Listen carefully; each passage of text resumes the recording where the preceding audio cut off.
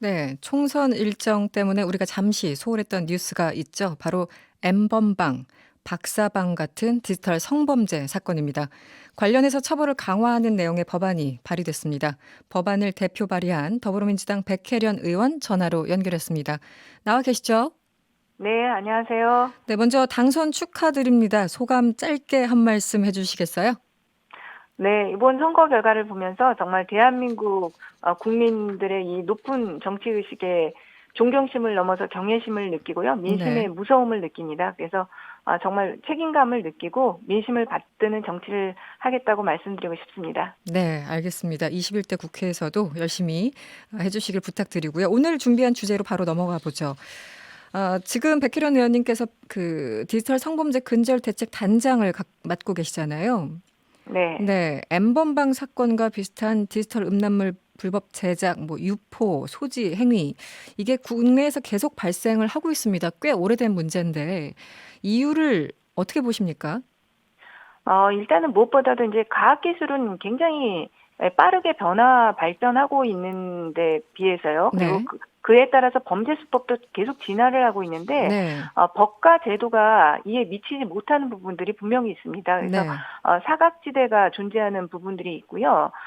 그동안에 이런 디지털, 성범죄에 관해서, 법원이나 수사기관들이 온정주의적 태도, 굉장히 음, 가벼운 양형, 이런 부분들이 계속해서 이런 음란물 제조, 불법 제작 유포 행위가 일어나는 하나의 네, 원인이 되고 있다고 보입니다. 그리고 네, 근데 무엇보다도 저는 근본적으로 이 잘못된 성 인식의 문제요. 네, 이런 부분들이 문제가 되고 있고 이 디지털 성범죄에 대해서 정말로 그 육체 그 고통을 가하거나 범죄를 저지르는 것만큼 음, 정신을 파괴하는 인간의 존엄성에 대한 근본적인 침해 행위인데 그 네, 부분에 대한 사회적으로 어떤 그 엄벌을 해야 되는 공감대 네, 이런 부분들이 그동안은 좀 부족하지 않았나 이렇게 생각이 듭니다. 네. 이번 N번방 사건에 대해서 이제 인지를 하시고 뒤늦게라도 좀 굉장히 충격에 빠지신 분들 굉장히 많습니다. 이런 걸 좀 엄하게 처벌해달라 아까 온정주의도 언급을 하셨는데요. 엄하게 처벌하기 위해서 아동 청소년 성보호에 관한 법률 개정안을 대표 발의하셨어요. 구체적으로 어떤 내용인가요? 그동안은 그 아동 청소년 성보호에 관한 법률 개정안에 이런 그 디지털 음란물, 성착취물에 대한 처벌 조항을 보면요. 그 규정이 상한형을 규정하는 거로 돼 있습니다. 그러니까 네네. 예를 들면 뭐냐면요. 영리 목적으로 이런 걸 판매하거나 대여를 하면 10년 이하 네. 이렇게 규정이 되어 있어요. 그러니까 네. 아무리 더 높게 엄하게 처벌을 하려고 해도 이 규정을 뛰어넘을 수가 없는 것이죠. 네. 그러니까 서구 같은 경우는 보면은 소지만 해도 뭐 7년 아동 청소년에 관한 것이라고 한다면 그렇죠. 네네. 뭐 7년 이상의 형에 처하기도 하고 뭐 그런 경우가 많습니다. 근데 네. 우리나라는 그런 소지 같은 경우는 1년 이하로 되어 있고 더욱이나 벌금형까지 선택할 수가 있게 돼 있어요. 네. 그런 부분이다 보니까 처벌 수위가 안 그래도 양형이 약한데 법정형조차도 이 국민들의 법감정을 따라잡을 수 없게끔 되어 있는 부분들이 있습니다. 그래서 네. 이번에 제가 낸 법안들은 형의 상한을 규정하는 조항을 네. 하한을 규정하는 것으로 그러니까 5년 3년 이런 식으로 3 네. 이상의 그 형을 선고할 수 있도록 그렇게 양형을 좀 더 높인 법안들입니다. 가능하면 징역형을 선고하도록 하는 그런 가이드라인인가요? 네, 그 벌금형도 없앴고요. 네. 벌금형도 없앴고, 그다음에 형의 상한 규정을 하한 네. 규정으로 바꿔서 네. 좀 더 엄하게 처벌할 수 음. 있게끔 만든 법입니다. 기존 법안이 몇 년 이하가 아니라 이제는 몇 년 네, 이상으로 무조건적으로 그렇죠. 처벌하도록 이상인 하는. 걸로 바뀐 거죠. 알겠습니다. 네. 제가 이 N번방 관련해서 기사를 읽다 보니까 가장 한숨이 나오는 부분이 사실은 국회 관련 기사였습니다. 국회에서 디지털 성범죄 사건 발생할 때마다 관련 법안들 많이 의원들이 냈고요. 그리고 예전에 법사위에서 얼마 전에 그 몇 달 전이었죠. 법사위에서 논의를 했는데 그 일부 기사에서 이런 내용을 봤어요. 대부분의 의원들이 내용 자체를 모르고 있고 그 와중에 백혜련 의원님만 좀 내용을 알고 계시는 것 같더라. 이렇게 비판적인 기사를 제가 봤습니다. 네. 그때 딥페이크와 N번방 자체를 구분하지 못하는 의원들이 사실 굉장히 엉뚱한 얘기를 하고 있었던 그런 광경들 회의록에 남아 있는데 어떻게 보십니까? 의원들이 내용을 모르면 어떤 법안을 만들 수 있겠습니까? 그러니까 그동안에 국회가 이런 디지털 성범죄에 대해서 감수성이 굉장히 부족했다는 점은 인정할 수밖에 없을 것 같습니다. 그동안 네. 너무 그런 부분들에서 무관심했고 이런 부분들을 먼저 송구하다는 말씀드리고요.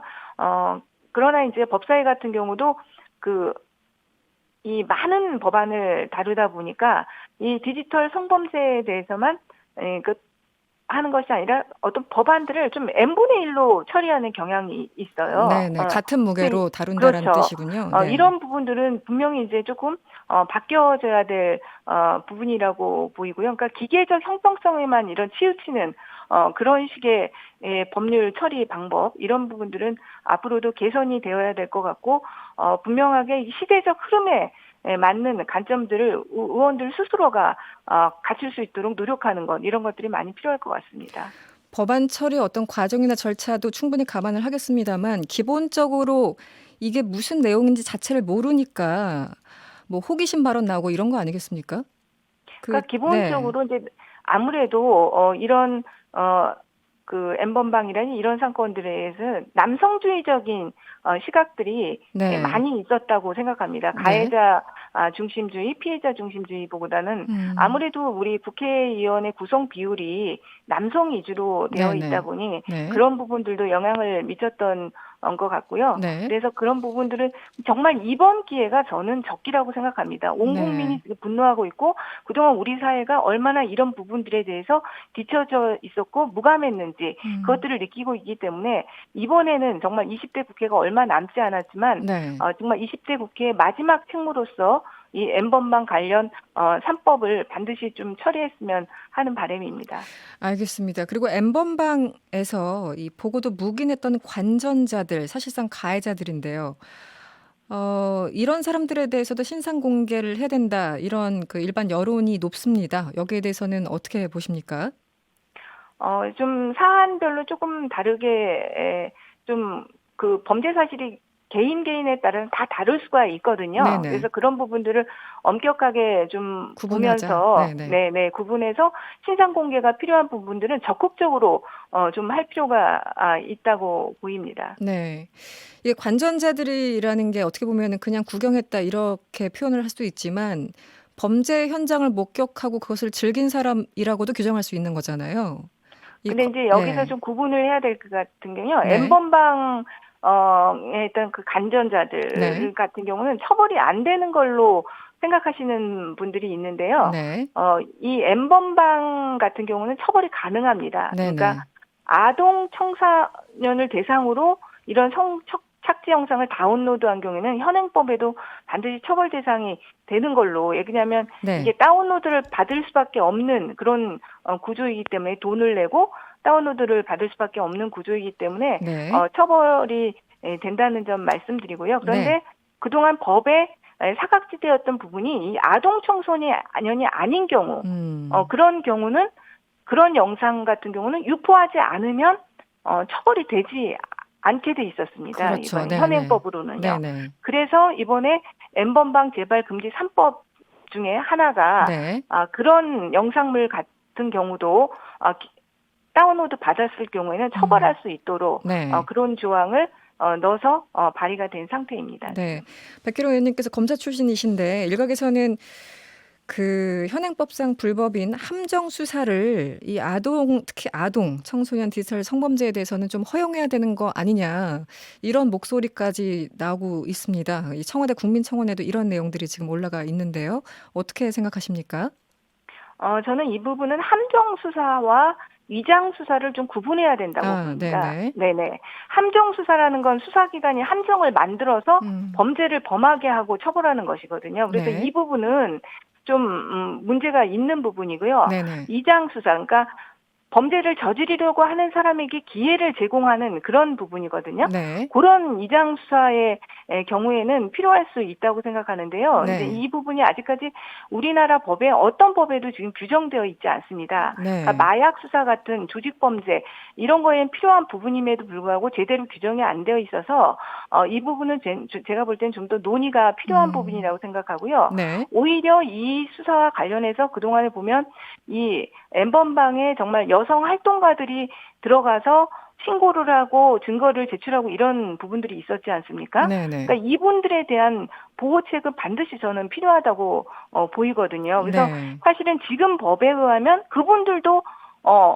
처벌을 증거를 제출하려면 다운로드도 받고 뭐 가입도 하고 해야 되지 그렇죠. 네네. 않습니까? 네. 그러니까 그분들에 대해서 또 처벌을 하게 되어 있는 거나 마찬가지예요. 그래서 네. 그분들 그런 활동가들이라든지 이런 부분들에 대해서는 면책 조항을 네. 두는 그런 법이 좀 필요하지 않을까 이런 생각이 그렇죠. 들고요. 네, 네. 그리고 그분들이 또 활동을 하기 위해서는 자금도 필요합니다. 그래서 그런 맞습니다. 부분들을 네. 뭐 신고 포상제라든지 뭐 음. 이런 부분들로 해서 도와줄 수 있는 네. 그런 법안들이 좀 필요하지 않나 하는 생각을 가지고 있습니다. 이 N번방을 세상에 알리는데도 이 활동가들 역량이 굉장히 뛰어났었죠. 그래서 제보도 하고 그래서 언론에 나오면서 이제 사회적으로 여론 환기가 되는 그런 상황이었기 때문에 이 활동가들에 대한 보장 마련이 됐으면 좋겠다는 생각이 들고요. 백혜련 의원님이 양형위원회 얼마 전에 찾아가셨잖아요. 네. 네, 수사기관에서도 이 뭐 형량 구형 자체를 굉장히 낮게 하는 것도 문제지만 또 사법부에 가서도 굉장히 대부분 뭐 풀어준다던가 뭐 집행유예를 한다던가 여러 가지 이 법감정과 어긋나는 사건들이 많이 발생하고 있습니다. 양형위원회에서 어떤 주장을 하셨습니까? 사실 이 우리나라 진짜 이 디지털 성범죄에 대한 양형은 네, 굉장히 낮은 수준입니다. 지금 맞습니다. 뭐 네, 외국하고는 비교할 수가 없는 수준인 거죠. 네, 그런데 이 양형위원회에서도 그러한 문제점을 다 알고는 있고요. 사실 네, 양형위원회에서 다크웹 사건을 계기로 정말 이 부분에 대한 양형이 필요하다는 것을 느꼈다고 합니다. 네, 김영란 위원장님 네, 말씀이에요. 그리고 저희가 얘기한 거는 그러니까 지금 이 부분에 대해서 기존의 진짜 관념을 가지고 할 것이 아니라 지금의 국민들의 법감정과 시대적인 흐름에 맞게 양형을 강화해달라는 말씀을 드렸고요. 네, 김영란 위원장님께서도 긍정적으로 말씀을 하셨습니다. 네, 그런데 다만 네, 네, 지금 아까도 말씀드렸지만 우리나라 아까 아동 청소년 성보에 관한 법률이라든지 기존 법률 자체에 법정형 자체가 낮게 되어 있는 네, 그런 문제점들이 있습니다. 그래서 네, 지금 법안이 발의가 됐지만 이것이 통과된다면 이 부분도 양형위원회에서 좀 고려를 해달라. 지금 현행 법만이 아니라 앞으로 통과될 것을 염두에 둔 그런 좀 논의를 해달라는 말씀을 좀 드렸습니다. 네. 오늘 오후 3시경에 양형 그 위원회 관련 양형 기준을 논의하는 회의가 열렸다고 하는데 지금 결과는 사실 잘 모르겠습니다. 그 의원님이 받은 인상은 어땠습니까? 양형위원회에서 충분히 인지를 하고 있는 건지. 왜냐하면 이런 일 벌어질 때마다 사법부에서 혹은 검찰에서 우리 뭐 신경 쓰겠다 하지만 시간 지나면 흐지부지 되는 경우가 한두 번이 아니었거든요.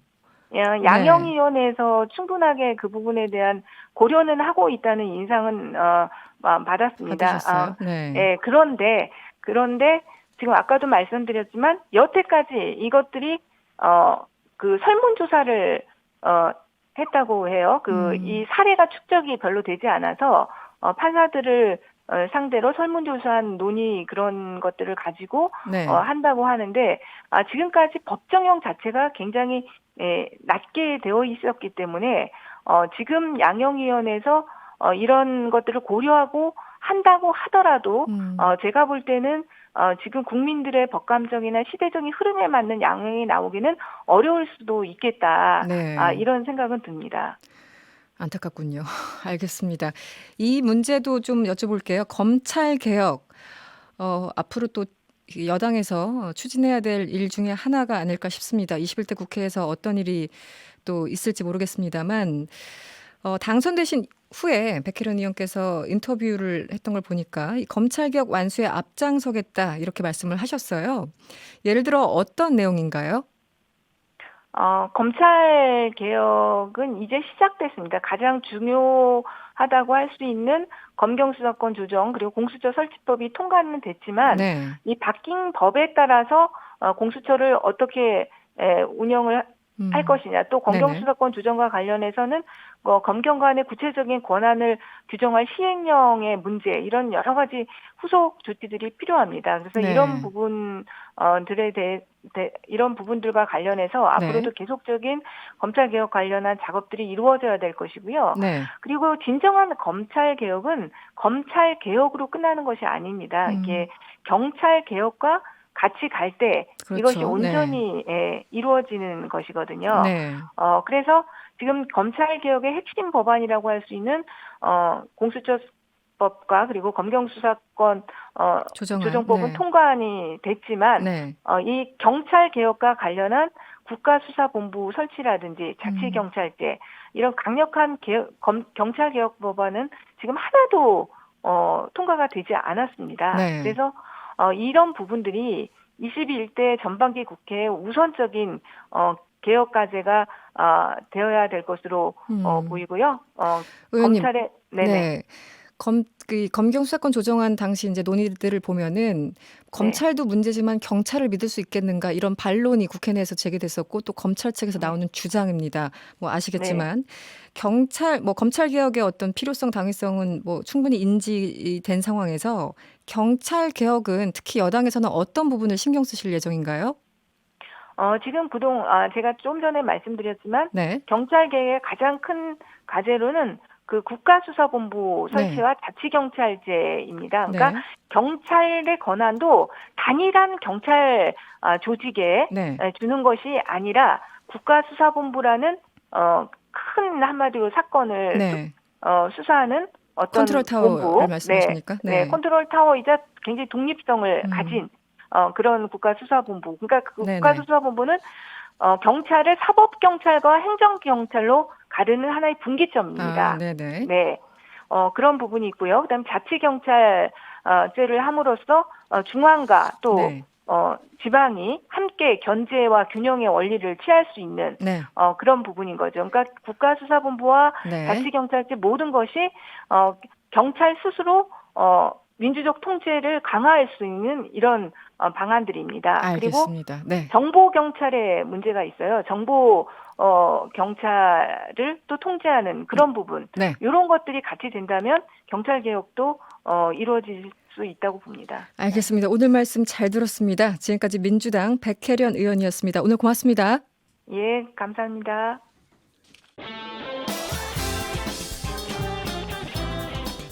여러분의 퇴근길을 꽉 채워드립니다. 평일 저녁 6시 5분 이승원의 세계는 그리고 우리는